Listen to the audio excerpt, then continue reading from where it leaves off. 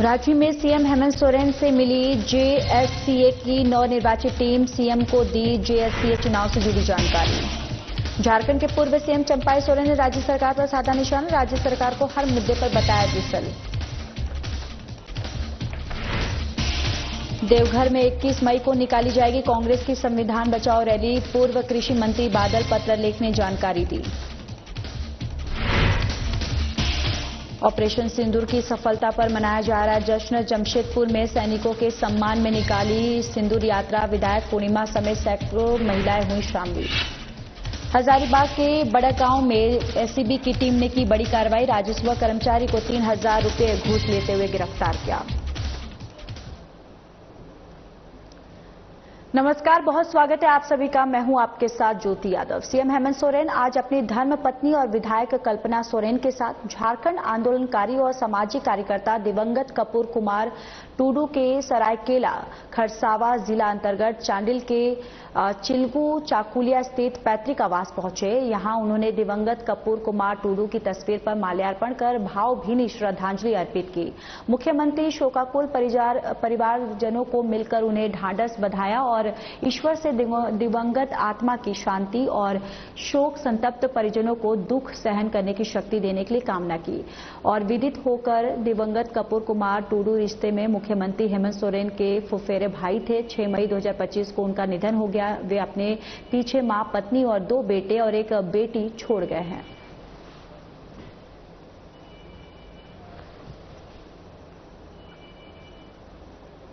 बोकारो कांग्रेस विधायक श्वेता सिंह के समर्थकों को और बीजेपी नेताओं के बीच पैन कार्ड और वोटर कार्ड के मुद्दे पर राजनीति तेज हो गई है।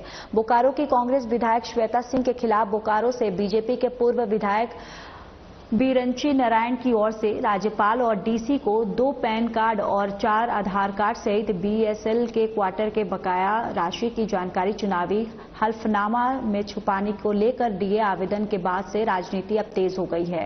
कांग्रेस विधायक श्वेता सिंह के समर्थकों ने पत्रकार वार्ता का आयोजन कर बीजेपी और पूर्व विधायक पर राजनीति करने का आरोप लगाया।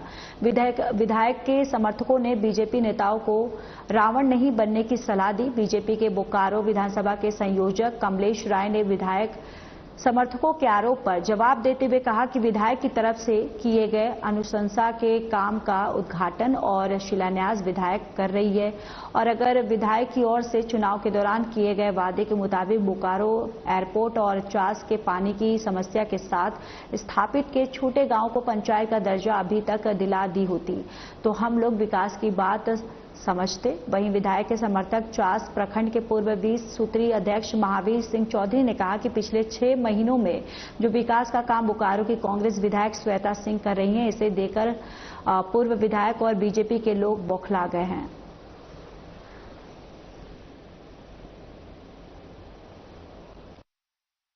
इस मुद्दे पर किया गया था कि विगत 5-6 माह में हमारी बोकारो के आदरणीय विधायक ने जन समस्याओं के समाधान के लिए जो द्रुत गति से कार्य किए हैं, कहीं न कहीं विपक्ष भाजपाई उसे बौखलाए हुए हैं और ऐसे ऐसे मुद्दों को वो ला रहे हैं। मेरा प्रश्न ये उठता है कि बीरंची नारायण जी 2019 में भी चुनाव लड़े थे। 2019 में हमारी प्रत्याशी श्वेता जी ही थी। बीरंची जी उस समय जीत गए थे। क्या 5 वर्षों तक उनको ये पैन कार्ड और वोटर कार्ड क्या ये मुद्दा उनको नहीं समझ में आ रहा था? आज वो हार गए, तो हारने के बाद में सिर्फ उलझन क्रिएट करने के लिए जो हमारी विधायक कार्य कर रही है, उन कार्यों पर कहीं ना कहीं ब्रेक लगाने के लिए वो इस तरह के मुद्दे को ला रहे हैं। पिछले 2-3 दिनों से आप सभी देख रहे होंगे कि माहौल क्या बना हुआ है।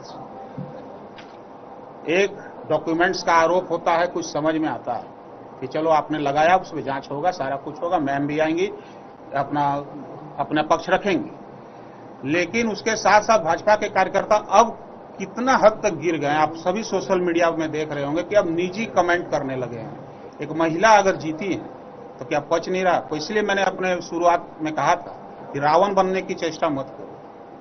रावण ने सीता को अबला समझा था, समूल नाश हो गया।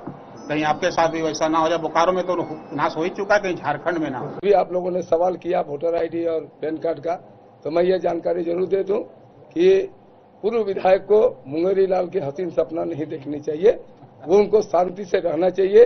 इनको जनता ने 20 साल के लिए विश्राम करने का इनको मौका दिया है और 20 सालों विश्राम करें, उसके बाद फिर उछल कूद करते रहे। देखिए, जिला प्रशासन के मुखिया और ये विधायक, पूर्व विधायक के मिली भगत से ये काम सारा हो रहा है। क्या विकास हुआ? अभी तक जितना योजना का उद्घाटन और शिलान्यास हो रहा है, वो पूर्व विधायक द्वारा जो अनुशंसा किया गया था उसी का उद्घाटन शिलान्यास हो रहा है। विकास तब कहते जब माननीय विधायिका ने आश्वासन दी थी कि एयरपोर्ट चालू करा दूंगी और पेयजल की समस्या जो चास में है उसको तुरंत अविलंब समाप्त करूंगी, बिजली समस्या का हम चास में समस्या का समाधान करूंगी। कहां हुआ विकास? तब होता तो पूर्व विधायक से जो किया हुआ काम जो अधूरा था उसको पूरा करते, तो विकास है। ऐसे तो अपने बयान देने के लिए मीडिया में सबको स्वतंत्रता है, अपना अपना कह रहा। उन्होंने भी घोषणा किया था विधायिका महोदय ने, जो पंचायत का हम बनते ही घोषणा कराए और बनते ही इस तरह का आंदोलन हुआ, ऐतिहासिक आंदोलन किया उन्होंने, जो बोकारो के लोग कभी भुला नहीं सकते। बोकारो कभी भूल नहीं सकता, वैसा आंदोलन बोकारो में कभी नहीं हुआ था। त्राहिमाम की स्थिति बन गई थी, सभी की जान माल पर रक्षा, एक नौजवान की जान भी चली गई। अभी मीडिया के माध्यम से पता चला कि वर्तमान विधायक ने 2 आईडी पैन कार्ड और 4 उनका वोटर आईडी है। तो मीडिया के माध्यम से विधायक को पता चला, और विधायक जो है विपक्ष के होने के नाते इनका काम है, आखिर इनको कोई मीडिया के माध्यम जो सही तथ्य सामने लाया उसको उजागर। बोकारो के जरीडीह प्रखंड मुख्यालय में उपायुक्त विजया जाधव की अध्यक्षता में आयोजित जनता दरबार में कुल 762 आवेदन प्राप्त हुए, जिनमें से 319 आवेदनों का नॉन स्टॉप निष्पादन किया गया और जनता दरबार में लोगों की भारी भागीदारी देखने को मिली। सबसे अधिक आवेदन झारखंड सरकार के मुख्यमंत्री मैया सम्मान योजना से जुड़े हुए थे और जिनकी संख्या 200 रही। इसके अतिरिक्त अन्य कल्याणकारी योजनाओं और राजस्व से संबंधित भी कई आवेदन दर्ज किए गए और बाकी बचे 443 आवेदनों के निष्पादन को लेकर उपायुक्त ने वरिष्ठ पदाधिकारियों को निर्देश दिया कि एक निश्चित समय सीमा के भीतर सभी आवेदनों को चरणबद्ध तरीके से निष्पादित किया जाए और इस मौके पर विभिन्न योजनाओं के 203 लाभुकों के बीच परिसंपत्ति का भी वितरण किया जाए, जिससे लोगों के चेहरे पर संतोष और उम्मीद की झलक देखने को मिली। जनता दरबार के इस आयोजन ने जिला प्रशासन और आम जनता के बीच सीधा संवाद स्थापित करते हुए समस्याओं के त्वरित समाधान की दिशा में एक महत्वपूर्ण कदम उठाया है।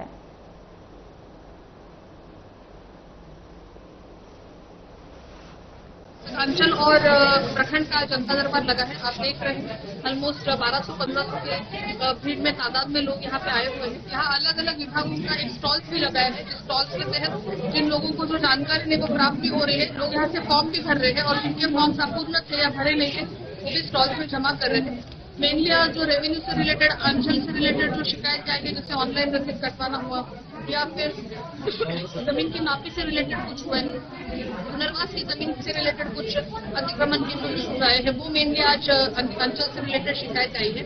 और प्रखंड लेवल पे आप देख रहे हैं कि मैया सम्मान के आवेदन के फॉर्म, वृद्धावस्था पेंशन के फॉर्म, मृत्यु प्रमाण पत्र बनवाना, आवास में हमारा नाम आया है मगर हमको घर नहीं मिल रहा है वगैरह संबंध से शिकायतें प्राप्त हुई। तो एटलीस्ट लोगों का एक फुटफॉल बढ़ता है। इस तरह के जनता दरबार करने से एटलीस्ट लोग को क्या समस्या। कांग्रेस की संविधान बचाओ रैली अब जिला स्तर पर निकाली जाएगी और इसी क्रम में देवघर जिले में 21 मई को रैली का आयोजन किया जाएगा। इसकी तैयारी को लेकर कांग्रेस कार्यालय में जिला कांग्रेस कमेटी की बैठक आयोजित की गई। बैठक के बाद प्रेस वार्ता में पूर्व मंत्री बादल ने कहा कि रैली की सफलता को लेकर हर बिंदु पर चर्चा की गई है और निर्णय हुआ है कि 21 मई को जिला स्तरीय निर्धारित संविधान बचाओ रैली और सभा को सफल बनाने के लिए पूरी तैयारी प्रारंभ कर दी जाए। जिले से लेकर पंचायत पंचायत स्तर के पदाधिकारी और कार्यकर्ता इस रैली में भाग ले और इसके लिए पार्टी नेता, पदाधिकारी और प्रखंड अध्यक्ष काम करना शुरू कर दे। वर्तमान में सभा स्थल के रूप में RN बोस लाइब्रेरी का चयन किया गया।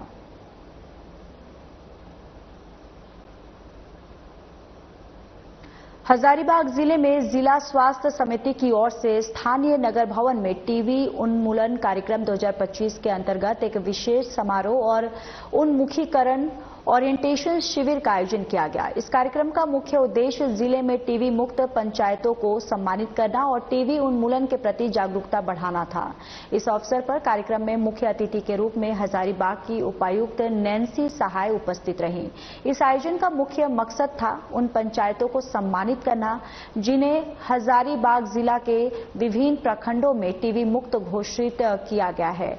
इन पंचायतों में टीबी उन्मूलन अभियान के तहत सक्रिय रूप से काम किया गया और जिससे वहां पर टीबी के सक्रिय मामलों का इलाज और रोकथाम सफलतापूर्वक किया गया। नीचे करने की सरकार और राज्य सरकार दोनों ही इसके लिए प्रतिबद्ध है और इसी तरह आज हम लोगों ने नीचे करिए तो हाँ नीचे है जिन्होंने अच्छा कार्य किया अपने पंचायतों में और उन 3 पंचायतों को आज हम लोगों ने टीबी मुक्त भी घोषित किया है। आगे का लक्ष्य यही है कि हर एक पंचायत में हम लोग इस अभियान को ले जाएं और सभी जगह काम भी चल रहा है और धीरे धीरे पूरे जिले को और आगे चलकर पूरे राज्य को हम लोग टीबी मुक्त बनाएंगे। चलिए खबरों में आगे बढ़ते हैं। झारखंड गौ सेवा आयोग के अध्यक्ष राजीव रंजन और उपाध्यक्ष राजू गिरी झारखंड दौरे पर निकले। इसी क्रम में उन्होंने सदाफल गुरुदेव महाराज गौशाला बहादुरपुर का निरीक्षण करने के बाद बोकारो सर्किट हाउस में बैठक की है। बैठक के दौरान गौशाला के पदाधिकारियों को कई दिशा निर्देश दिए। मीडिया से बातचीत करते हुए झारखंड गौ सेवा आयोग के अध्यक्ष राजीव रंजन ने बताया कि आज से पहले झारखंड में सिर्फ गौ माता के नाम पर राजनीति हो रही थी, लेकिन हेमंत सोरेन की सरकार की ओर से आयोग का गठन करने के बाद इस पर काम हो रहा है। देसी गायों की नस्लों को सुधारने के लिए आयोग चिंतित है। इसको लेकर झारखंड में राष्ट्रीय स्तर तक एक सेमिनार आयोजित किया जाएगा जिसमें पूरे देश भर से रिसर्च स्कॉलर आएंगे और झारखंड के 22 रजिस्टर्ड गौशाला के बारे में जानकारी भी हासिल करेंगे। उन्होंने कहा कि आज गाय के गोबर से ईंट भी बनाई जा रही है जो कि काफी कारगर है। इसके साथ ही कई मुद्दों पर अपनी राय को रिसर्च स्कॉलर रखने का काम करेंगे जिससे झारखंड को लाभ होगा।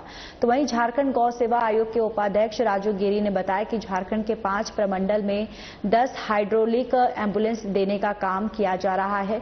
हर एक प्रमंडल में 2-2 हाइड्रोलिक एम्बुलेंस रहेगी ताकि हादसों के दौरान शिकार होने वाले गौवंश को इलाज के लिए समय पर पहुंचा जा सके।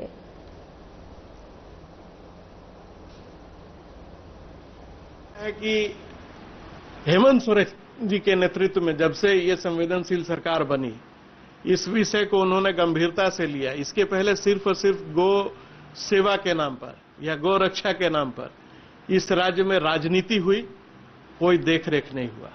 और देसी गायों के नस्ल सुधार को लेकर के भी आयोग चिंतित है और आने वाले दिनों में बहुत जल्द हम लोग एक राष्ट्रीय स्तर का सेमिनार भी करने वाले हैं। इस राज्य की 22 निबंधित गौशालाएं और उनकी गतिविधियों का भी एक प्रतिबिंब वहां पर आपको दिखाई देने वाला है और पूरे देश भर से जो रिसर्च स्कॉलर हैं हम उनको आमंत्रित कर रहे हैं।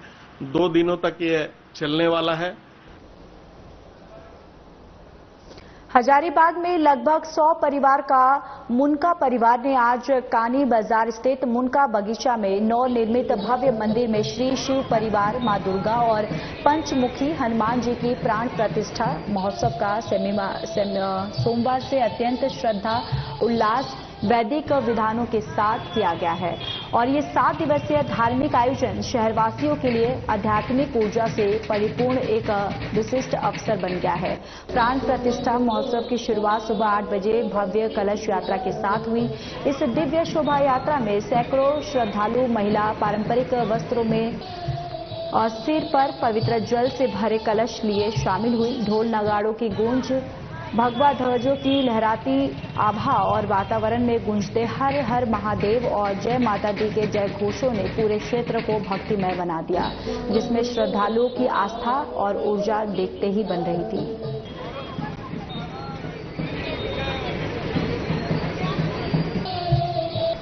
बगीचा में नवनिर्मित 5 देवताओं की मूर्ति का प्राण प्रतिष्ठा के कार्यक्रम के अंतर्गत आज से 7 दिवसीय कार्यक्रम का आगाज हो गया है।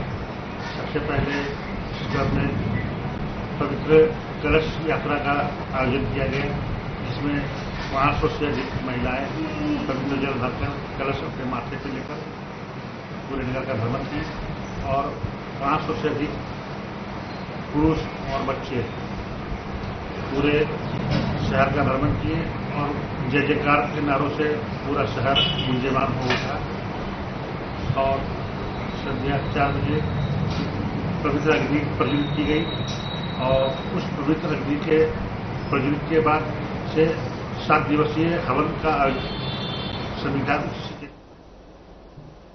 पूर्णिया में ग्रुप लोन के नाम पर सैकड़ों लोगों से करोड़ों रुपए की ठगी और फर्जीवाड़ा का मामला सामने आया है और आज रिफ्यूजी कॉलोनी झुन्नी और स्तंबरार समेत कई गांव से 100 से अधिक महिलाएं और पुरुष मधुबनी थाना पहुंचे और इन पीड़ित महिलाओं ने थाना में आवेदन देकर कहा कि उन लोगों का बंधन बैंक में ग्रुप लोन चल रहा था। गांव के ही उमेश यादव जो टीम लीडर था, उसने 100 से अधिक महिलाओं से लाखों रुपए बहला फुसला कर ठग लिया और गायब हो गया। तो वहीं उसके घर जाने पर उसने कहा कि मकई बेचकर रुपये दे देंगे, लेकिन अब धमकी देने का काम कर रहा है। बंधन बैंक वाले कलेक्शन एजेंट बार बार उनके घर पर कलेक्शन के लिए आ रहे हैं, लेकिन उन लोगों के साथ उमेश यादव ने बड़ा फर्जीवाड़ा कर दिया है। उसने नकली हस्ताक्षर कर भी रुपया उठा लिया है। तो वहीं आवेदन मिलते ही मधुबनी थाना की पुलिस जांच में जुटी हुई है।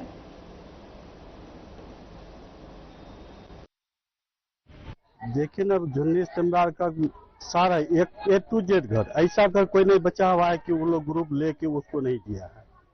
बेचारा मामा मामी कह के वो लोग इतना अच्छा व्यवहार बनाया था तो घर के बच्चा के समान मानता था।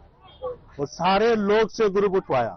ये ऐसा ऐसा औरत, विधवा औरत सब है, खाने के लिए ललाहित है, उनके नाम से भी ग्रुप उठाया गया। वो पैसा लेकर कहाँ न चला गया अभी तक पता नहीं। जब मेरे यहाँ उमेश कुमार यादव, उमेश यादव नाम है, उमेश यादव नाम है। और जब ये सब औरत जाती थी मेरे यहाँ, हमको इतना हाल लगता तथ्य हो गया सब। कैसे पता चला कि इसके साथ इस तरह बात बीच में भी हुआ था ना, ऐसे मीडिया तेरे सारा चीज हुआ था। हमको तो पंचायत घूमना हमको तो पता रहता ही है। इनके साथ क्या होता है हमको सारा मैटर बताता है लोग। अच्छा चलो दे दे तो क्या कह के लिया था? वापस कर देंगे आपका। कैसे पता चला कि वो न है, भाग गया? तो बार बार लेडीज लोग आती थी उसके यहाँ ना। भी लिया है सर। कितना लिया है? 80,000 रुपया लिया। क्या बोल के लिया? यही ग्रुप चला देंगे। ग्रुप चला देंगे। कुछ भी हम घर से बैंक के खाता से ले लिया सब कुछ, फोटो सब कुछ। पता नहीं था? पता नहीं था हमको, दूसरे से ले लिया। बाद में बोला या तो पैसा उठने वाला है, चलिए उठाइएगा पैसा। उठाया के लाएंगे घर तो वो ले लिया, बोला कि हम चलाएंगे। हाँ, बैंक वाला पहुँच रहा है, बोल रहा है जमा कीजिए, हम उसको नहीं जानते हैं, हम इसको यही बंधन बैंक। मधेपुरा जिला के उदान किशुनगंज अनुमंडल पुलिस को बड़ी सफलता हाथ लगी है। भारी मात्रा में जिंदा कारतूस और हथियार के साथ 4 कुख्यात अपराधियों को गिरफ्तार किया है।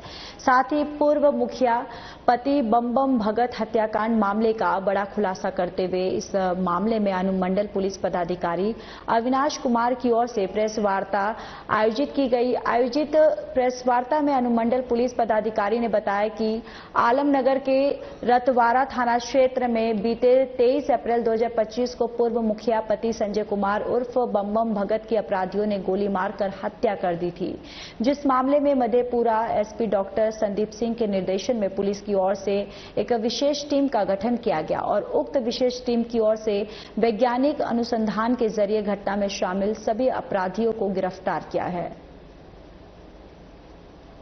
बीते दिनांक 23/7/2025 को संजय कुमार भगत और बम भगत की अपराधकर्मियों द्वारा गोली मारकर हत्या कर दी हुई थी। पुलिस अधीक्षक महोदय के निर्देशानुसार एक टीम का गठन किया गया। तकनीकी एवं मानवीय अनुसंधानों द्वारा टीम ने सराहनीय काम करते हुए घटना में संलिप्त 4 अपराधकर्मियों को गिरफ्तार किया। गिरफ्तार अपराधकर्मियों में एक प्रफुल्ल पटेल, धनंजय कुमार, सोनू उर्फ मोनू कुमार, 4 धर्मेंद्र कुमार हैं। सर्वप्रथम हम लोगों ने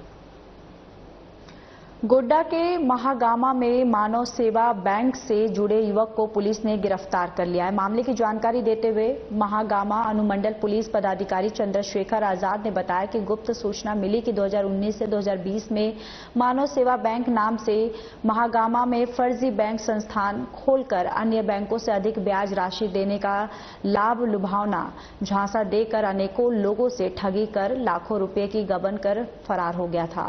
अभियुक्त उक्त फर्जी बैंक के संचालक नमित कुमार जायसवाल, जो अपनी पहचान छुपाकर अलग अलग मकान किराए पर लेकर बदल बदल कर रह रहा है, जिसके विरुद्ध महागामा थाने में कुल 7 कांड और गोड्डा नगर थाने में 1 कांड दर्ज है।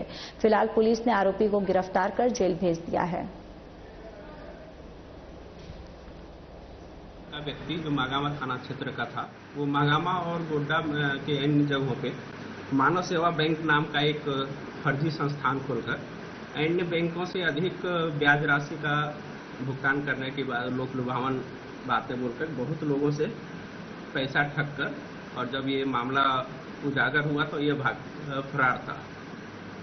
और इसके खिलाफ अभी सो महागामा थाना में 7 कांड और गोड्डा थाना नगर थाना में 1 कांड दर्ज है। इस फरार के लिए पुलिस अधीक्षक गोड्डा महोदय के द्वारा एक विशेष टीम का गठन किया गया था, जिसके द्वारा इसे गिरफ्तार किया गया।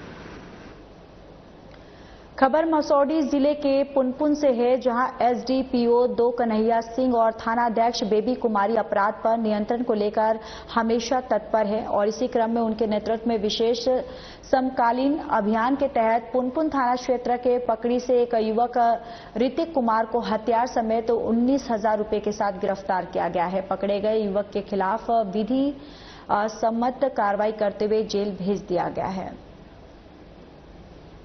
दिन के करीब 11:30 बजे पुनपुन थाना को गुप्त सूचना मिली कि पकड़ी का रहने वाला ऋतिक कुमार अवैध हथियार रखता है। इस सूचना पर बेबी कुमारी जो थानाध्यक्ष है, उनके द्वारा एक टीम का गठन किया गया, जिसमें थाना के पुवनी शांतनु कुमार, सहनी अमोद कुमार सिंह, सहनी मंजू देवी और सशस्त्र बल शामिल रहे। और जब उसके घर पर ऋतिक कुमार, जिसका उम्र 20 वर्ष है, पिता पप्पू कुमार, ग्राम पकड़ी के घर पर छापामारी किया गया, तो ऋतिक कुमार के घर से और उसके पास से एक देसी छत चक्र का रिवॉल्वर और एक 315 का मिसफायर गोली और 19,000 रुपया और 2 मोबाइल बरामद किया गया, जिसे विधिवत सीज किया गया है। और देसी रिवॉल्वर के बारे में उनके द्वारा कोई संतोषजनक जवाब नहीं दिया गया और इस संबंध में प्राथमिकी। मधेपुरा के शंकरपुर थाना क्षेत्र अंतर्गत झरकाहा वार्ड संख्या 7 में वज्रपात से 2 लोगों की मौत हो गई है। मृतकों की पहचान झरकाहा निवासी उपेंद्र यादव के 42 वर्षीय बेटे सुभाष यादव और वैद्यनाथ यादव के 34 वर्षीय पुत्र संजय कुमार यादव के रूप में हुई है। प्राप्त जानकारी के अनुसार दोनों युवक खेत में मक्के की फसल को ढक रहे थे और इसी दौरान तेज बारिश शुरू हो गई, जिसके बाद अचानक आकाशीय बिजली गिरी और जिसकी चपेट में आकर सुभाष और संजय गंभीर रूप से झुलस गए। स्थानीय लोगों ने तत्परता दिखाते हुए दोनों को पिकअप वाहन से मधेपुरा JNKT मेडिकल कॉलेज अस्पताल ले जाने का प्रयास किया, लेकिन रास्ते में ही दोनों की मौत हो गई। झांपने के लिए गया था, खेत में इकट्ठा करके झांपने के लिए गया था। उसी दौरान पानी पड़ा। उसके बाद जो है घर पे आया छत्ती में, वहीं पे तड़का गिर गया ना, तो वहीं पे दोनों को लग गया। 2 और घायल था, वो दोनों जिंदा है। ये दोनों जो है मेडिकल कॉलेज में डेथ कर गए। मृतक का क्या क्या नाम है? सुभाष कुमार और संजय यादव। हजारीबाग जिले के पद्मा ओपी थाना क्षेत्र अंतर्गत रांची पटना मुख्य मार्ग इस पर सुबह एक सड़क दुर्घटना हुई है, जिसमें आधा दर्जन से अधिक यात्री घायल हो गए हैं। बताया जा रहा है कि पटना से हजारीबाग आ रही एक बस अचानक अनियंत्रित होकर खाई में गिर गई। उस दुर्घटना में 2 से 3 यात्रियों को गंभीर चोटें आई हैं, जबकि आधा दर्जन यात्री मामूली रूप से घायल बताए जा रहे हैं। घटना के बाद बस चालक मौके से फरार हो गया और प्रत्यक्षदर्शियों और यात्रियों के अनुसार बस को खलासी चला रहा था, जिससे लापरवाही की आशंका जताई जा रही है। घायल यात्रियों को इलाज के लिए हजारीबाग के शेख भिकारी मेडिकल कॉलेज अस्पताल भेजा गया है। अनबैलेंस हो गया था गाड़ी और जाकर खाई में गिर गया। कितने लोग घायल हुए थे? घायल कम लोग, मेरे पापा और हम थोड़ा ज्यादा हुए हैं और लोग कम ही हुए हैं। और ड्राइवर वगैरह वहाँ से भाग गए। कहाँ से आ रहे थे, कहाँ जाना था? पटना से आ रहे थे हजारीबाग। कहाँ बस चलती है वो? हमको नहीं पता, पटना से हजारीबाग, हजारीबाग से पटना।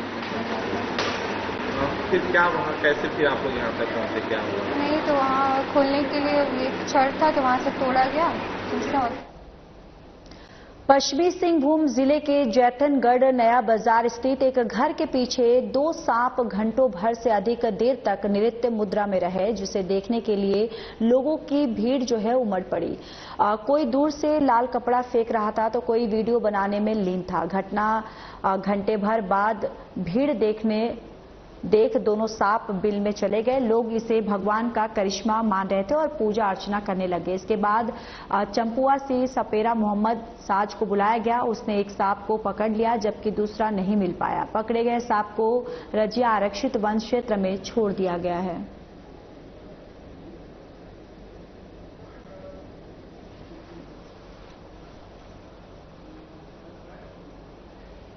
चलिए, इस बुलेटिन में इतना ही। नमस्कार।